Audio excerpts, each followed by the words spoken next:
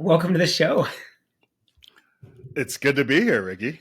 There's so much I want to talk about today in terms of just the challenges you're seeing in the industry, partner marketing AI. But congratulations, man! You just joined PartnerVista, president. Yeah, I'm super excited to finally make it on board. I know that we've been talking for a little while.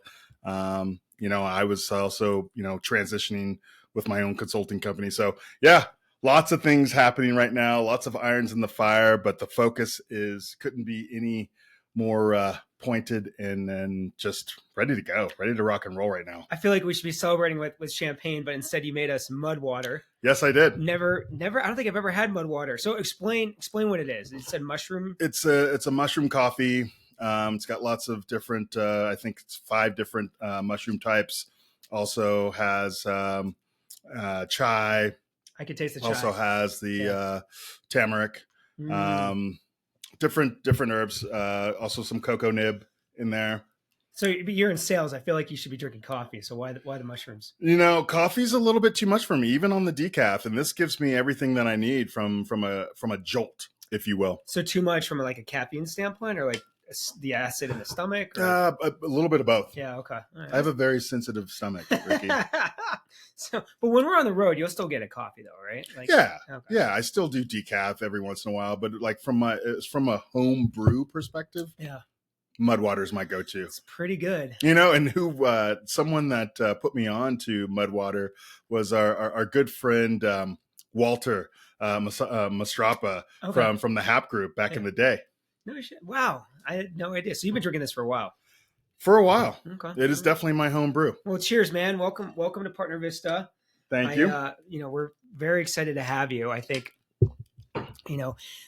everything, and this is even like talking today about community, everything that you align with in terms of values, community, your stance on technology, but also not losing that human connection, lines with everything that who you are and what PartnerVista is. So I think it's just like a natural marriage in terms of, God, we've only been doing this 90 days and there's the whole life ahead of us, and you're going to be part of that and helping leading that charge. Absolutely. No, I'm very excited to build this out. I mean, it's just the last 30 days have been amazing. It's just been a great entry for me into the venture. And I think it's only going to get better. I mean, the conversations that we're having, the community that we're building, it's pretty exciting. Pretty exciting. I think a lot of people out in the community love that the band's getting back together. So let's take a step back. Why don't you tell people a little bit about like who you are and what's your journey been like to get here? Yeah, I've been in advertising media, both on the B2C side and the B2B side. I'll age myself here, but over 25 years. Most of it was in consumer side. I did a lot on the local business. I cut my teeth on local weekly newspapers. That was the boiler room where I was doing a lot of cold calls. Every day, like for an hour, making 100 calls within an hour time frame. It's just go. But that was huge. I mean, that's where the foundation of my mantra that I stand on today, that I mentor reps on, that I coach reps on, is plan your work your plan. I mean, that's where it all started. That's where it all happened. And that is my baseline. That's my foundation. And then 10 years ago, when I came over to IDG, when you hired me, over to the TechNet. This venture, this whole time, I've just been taking things on, learning along the way, growing, getting new skill sets, and meeting a lot of cool people. And speaking of cool people, it's just partner marketers, man. Partner marketers, they've caught a place in my heart. They're the jack of all trades, and they're the master of a lot. What about partner marketers has you so connected with them, like on a personal level? Like, what is it about what they're doing that just stands out to you? Well, I think from a salesperson, we're very much aligned, right? I think, and especially in my early days, we didn't always have account managers. We didn't have the coordinators. We were doing a lot of our business. Our territory was our territory.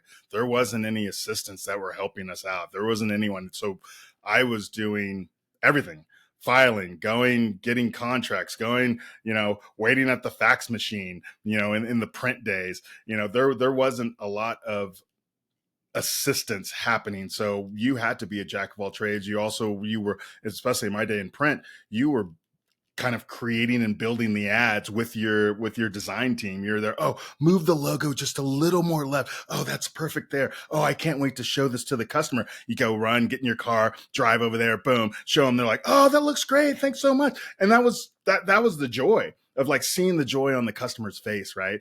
And just understanding that you're making an impact in the community. And at least that's what it was for me. And then now at kind of an enterprise stage, it's just making the marketers happy and building those relationships. So again, it just the alignment between a salesperson and a partner marketer wearing multiple hats because you have to get your job done. Yeah. Now, obviously, you had a very comfortable corporate job working with IDG Foundry. Why leave that comfortable? Sure. Well, I mean, when I say comfortable, like we had benefits, we had a regular paycheck, you had PTO, sure. There's someone to help you with finance and lawyer. Yes. But you left it all behind, and the Lord's robe, please. But we both left it all behind, and somebody asked me recently. I want to ask you the same question. Like, it was a relatively high-paying, comfortable job. Like, why leave that all behind and take a big risk? And I know you left to launch 73 Media, and now you're taking a big risk with PartnerVista. It's a brand new startup. We're just getting our first pilots under the way. Like, why? What's your why behind all that? Yeah, I mean, my why is if I'm going to make a bet on anyone, it's on me. And I'll bet on myself all day long. And with that kind of focus and attitude, quite frankly, the why is for my family, for my future. My kids are in their teens, rising juniors, rising seniors. I want to be able to show them that you can take another step. You don't have to stop at corporate America. You can take another step and kind of create your own paths. I have no doubt that we will be successful in whatever we do. So my why is that it was time. Yeah. This was something back, I'd say in probably in the early 20 teens, if you will. This was a thought that was going through my mind. It's like, I'd been in media for so long, especially on the consumer side. I was like, I want to jump out on my own. I want to do something on my own. And then B2B came in my life, and I was like, okay, here's something new I can learn. So that kept me in for probably longer than I needed to be in. Yeah. But I gained so much knowledge on the B2B side. So now I feel like I'm well-rounded from a sales leadership perspective that I can, and that was another that I felt comfortable and I felt confident. Yeah, it's funny you say, you want to show your kids that you can walk your own path. Because for me, it was somebody gave me some advice. I think I read it or heard it somewhere. It wasn't personal advice, but they said, do you find yourself being a cog in someone else's machine? Right. And that for me, that just hit my core. And I was like, yeah, that's exactly how I feel. Because I've always wanted to go out and do my own thing. And I'm like, I am a cog in someone else's operating system. And I don't want to do that anymore. I want to create my own operating system. And not that it's a bad thing. Not at all. Look, there's a great learnings. Yeah. There was great people, lots of great relationships that we've built over the years, both internally and externally. But I think we both come from the same cloth of just, this was inevitable. Yeah. Yeah. And honestly, I don't think we could do what we're doing today without the path we've taken. I agreed. I mean, we've worked at some of the most storied companies in B2B tech, IDG Foundry, long-standing traditions, some of the most trusted brands in the space allowed us to build a network of, and experience across hundreds of buyers to see what's working, not working, and now we're utilizing that just, domain expertise and the relationships we've built to help solve some really challenging problems out there, as it comes to funnels. So I want to ask you, what are some of the challenges that you're currently seeing out there with partner marketers? Look, I think the biggest one, and this is you from the large hyperscalers to GSIs to ISVs to startups, no matter where you are in the stage, I think the biggest hurdle, the biggest struggle is with conversion.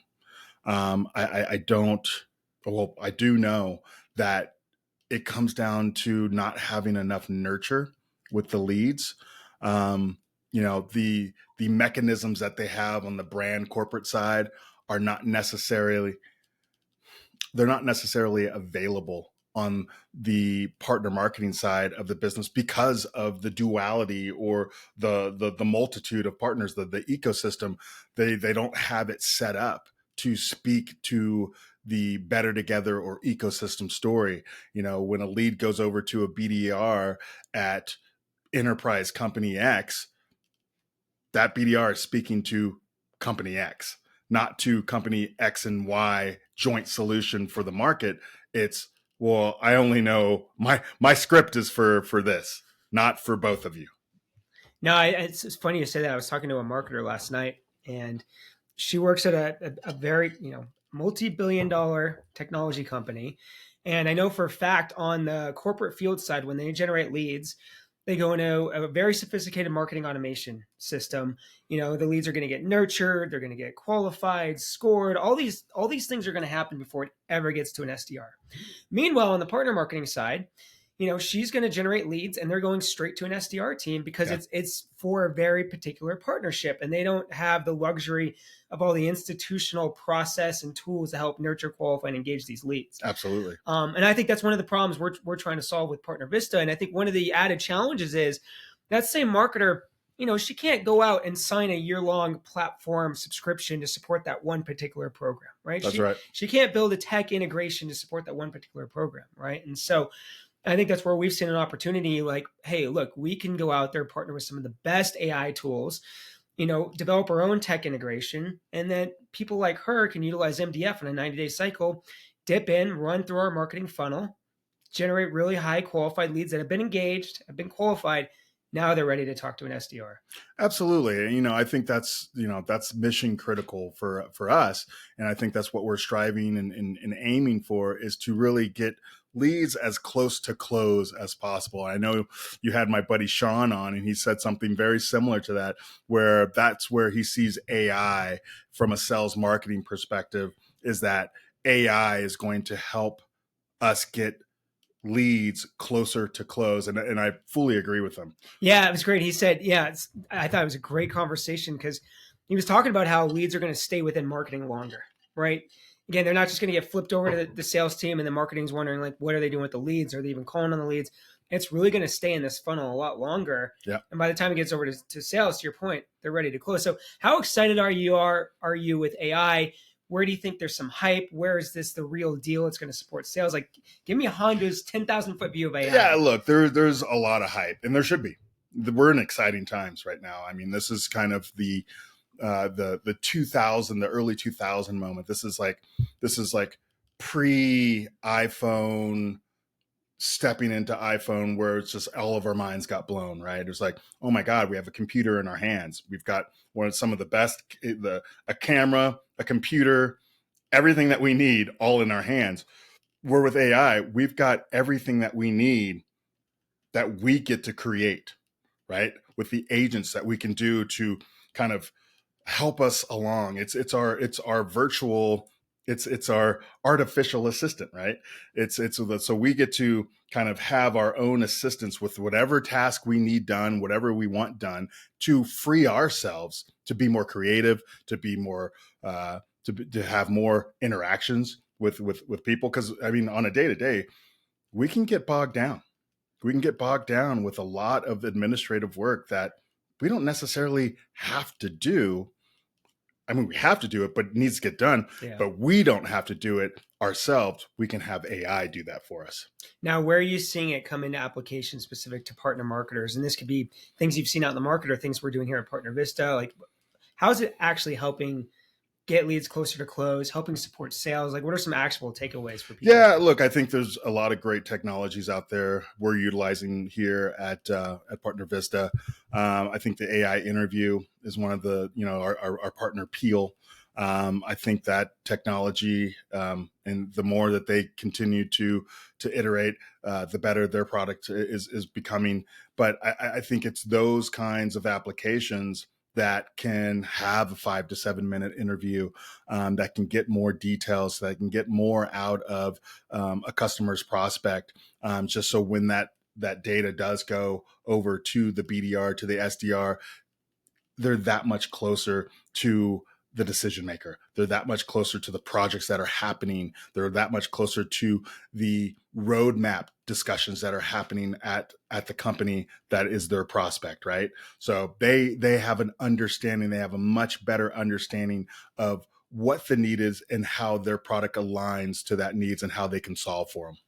Yeah, what I love about the AI interview, it's from my view, a lot of lead gen programs out there are just throwing information at marketers and sales, right? And Yeah, and the information can be really robust and thought provoking, but it really takes again some thought to figure out what do I do with this information. sure. And I think the AI interviews kind of flip that on its head, and instead of saying here's a lot of information, good luck, it's saying here's information that we think is helpful, but here's our recommendation on what to do with this information. Absolutely. And this is where I'm really excited with AI is just the recommended next step. And that's what was missing, I believe, not just with where we were. I think with a lot of companies, a lot of our competitors out there, is that we had these BANT programs where you had the budget, authority, need, and timing questions, but there was never that next step of, okay, great. Now, when we deliver this to the customer, hey, here's our recommendation on what you should do. Because again, a lot of people looked at us as the expert as a whole, not just me and you individually, but as the company as a whole. They would look to us as the experts. We have this background, we have this editorial background. So when we're kind of sending the leads back over to them, there's an expectation that, hey, well, can you give us some recommendations on how we follow up with this? And that was just always not there. That wasn't part of the workflow. Yeah, and I think that's a shortcoming for sales. And I know we're developing these what we call BDR playbooks again to really just support sales, because I think there's still that disconnect. And some more marketing organizations have gotten better in terms of connecting with sales, but at least from the publisher standpoint, in terms of putting together programs, there's still a disconnect in the programs we're developing and how that actually supports sales and the execution. Absolutely. Yeah. And that, like I said, to my point earlier, I mean, that's one of the hurdles. That's one of the challenges out there, that there's just not enough nurture and there's not that good connection, the alignment between marketing and sales. Let me ask you this. I know there's a lot of complexity and nuance in partner marketing. Some organizations have seemed to figure out ways to adapt these single advertiser solutions to meet the needs of partner ecosystems. Sure. But why do you think so many companies struggle to, from our point of view, really support the partner marketer? They just don't understand it. I think we've luckily fell into a position where we got to intimately connect with partner marketers and truly understand their pain points. So I just don't think that there's a connection there. I think, it's kind of like you could, the analogy of, these American automobile makers trying to move over to electric. Yeah. They had to sacrifice some revenue in order to make that move. So how much revenue do you sacrifice when you're not sure if it's going to replace the revenue that's going to be there? So I think it's in the same vein that I think a lot of publishers out there that haven't fully committed to supporting the partner ecosystem for their customers, they're just trying to balance that revenue. Like I can't give up that much revenue, and it's a challenge. Yeah, and I know a lot of organizations take these single advertiser solutions and they try to adapt them to fit the needs Right. of maybe you're working with one partner, 3 partners, 10 partners, right? And I think there's a lot of challenges there. And I know since I left IDG Foundry, a lot of other media companies have reached out to me, and I'm sure you too, to see if I'd want to come on board to be their partner guy. And I think that's one of the challenges, right? It's you're finding like little silos of whether it's a small business unit or individuals that have this deep domain expertise, but it's not written into the DNA of the company. I think that's been something big for you and I, is like strategic partnerships is part of the DNA of PartnerVista. Absolutely. Absolutely. I mean, everything that we're building here is off of the model of partner ecosystem. Yeah, and it's been with partner marketers since day one, right? In terms of like having them help us develop the product, develop our process, ideate on what the results look like. I mean, we're building this in the ground up with them, you Yep. know, purpose built. I think is Purpose what you built. sell, right? Purpose built. So talk to me a little bit about your vision. Like, what is all right? You're now the president, co-founder, Okay. PartnerVista. Yep. What does this look like in a year from a product standpoint, a cultural standpoint? From a product standpoint, we're gonna be doing a lot of testing here over the first 6 months as we get pilots out to the market. There's a lot of things that we're gonna need to tweak. There's a lot of learnings that are gonna happen over the next 6 months. So I don't know how much of I don't know if our product mix is going to change that much. I think that we are going to make pivots. We're going to make some changes in order to really align to being a nurture and sales activation focused company. I think that's that's part of our secret sauce, is to really have that focus on the nurture and sales activation. So anything and everything we can do to adhere to getting the lead closer to close. That's got to be going to be our mission. So over the, I would, I think the vision is to build community. I think the mission is to deliver on the promise. Yeah, I couldn't agree more. I think, even though there's going to be a lot of pivots, I think what we have today is equally as good as anything that could be gotten out there, but it's through the lens of strategic partnerships, right? Yes. But I think it's really just solving that challenge of, hey, I'm a partner marketer. We just formed this new strategic partnership. I don't have infrastructure, headcount, or resources to really nurture, engage, and qualify these leads, but I got to show pipeline.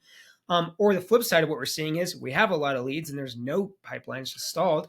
How can I quickly apply the PartnerVista marketing funnel to engage, nurture and qualify these leads? And I think that's it. And there's going to be a lot of pivots that really, I think, just blows that out the water. But you mentioned community.